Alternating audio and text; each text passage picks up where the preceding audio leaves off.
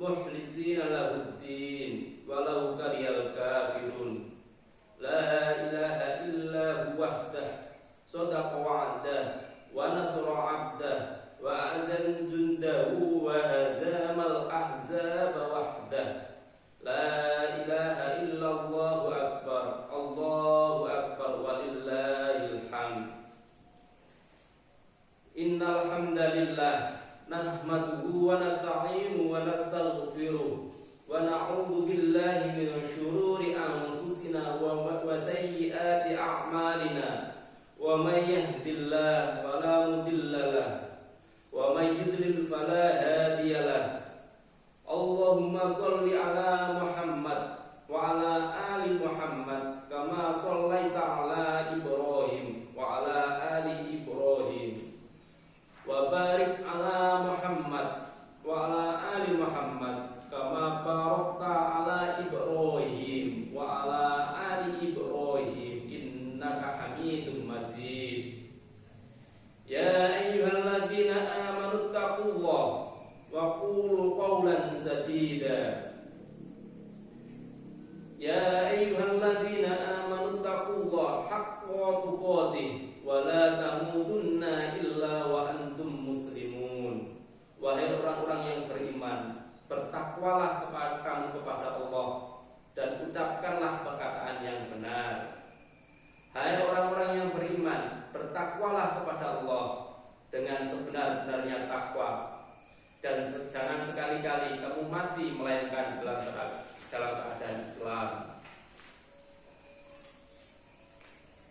Inna a'tainakal kautsar fasholli li rabbika wanhar inna syani'aka huwal abtar. Inna a'tainakal kautsar, sesungguhnya telah diberikan kepadamu nikmat yang banyak. Fasholli li rabbika wanhar, maka laksanakanlah sholat karena Tuhanmu dan berkurbanlah. Inna syani'aka huwal abtar, sungguh orang-orang yang membencimu dialah yang terputus. Berdasarkan perintah ayat Al-Quran di ataslah kurban diadakan, yang dapat diambil makna yaitu setelah mendapatkan nikmat yang banyak, maka sudah selayaknya kita bersyukur atas nikmat tersebut dan kurban sebagai ungkapan rasa syukur atas nikmat yang diberikan Allah kepada kita. Sejarah hari raya Idul Adha tidak lepas dari Abul Anbiya, yaitu bapak para nabi, Nabi Ibrahim.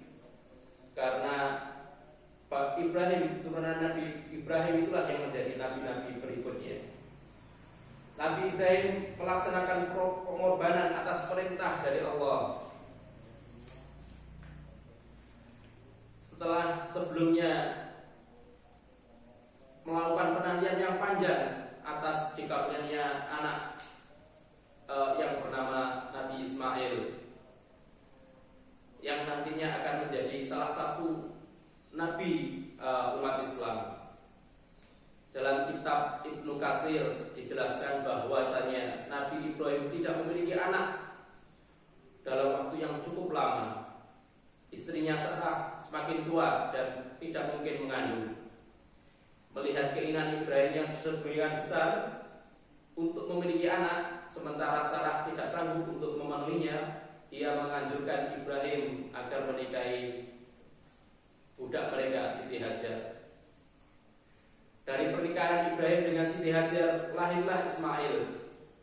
Ketika anak pertama tersebut lahir, Ibrahim sudah tua, usianya 86 tahun. Ismail lantas sangat disayangi oleh Ibrahim. Ibrahim tinggal di Palestina yang berjarak 1.500 km, kira-kira berjarak antara Surabaya Jakarta dengan Makkah. Pada saat itu Ibrahim harus mengantarkan Siti Hajar dan Ismail ke Makkah dan ditinggal sendiri.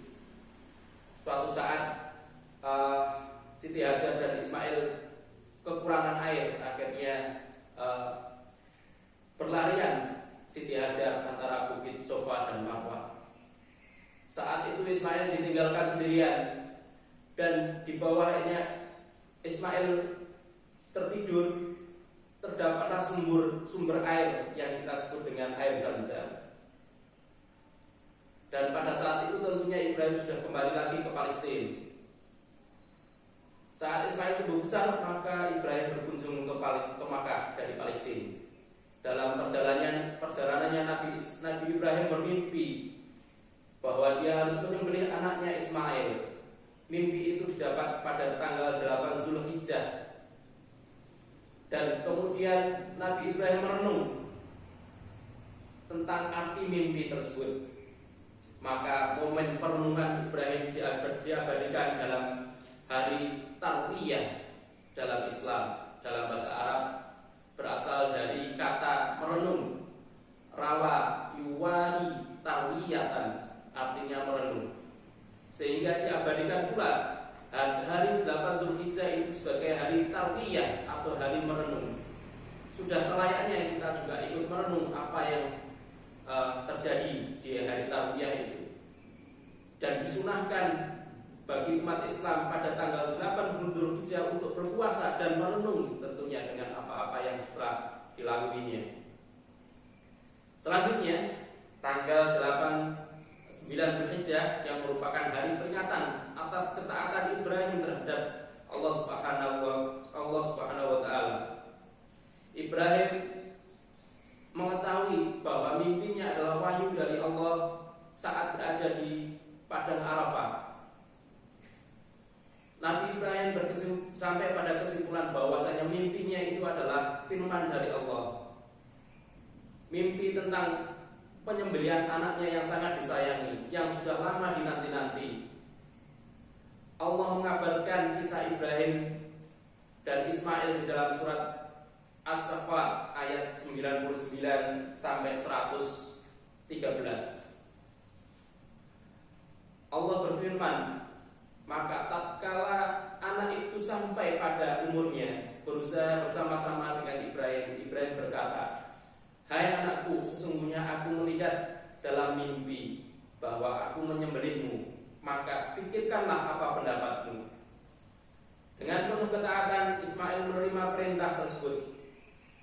Namun saat akan menyembelih Ismail, Allah menggantikan Ismail dengan seekor kambing kibas atau kambing yang berbulu tebal dan keriting.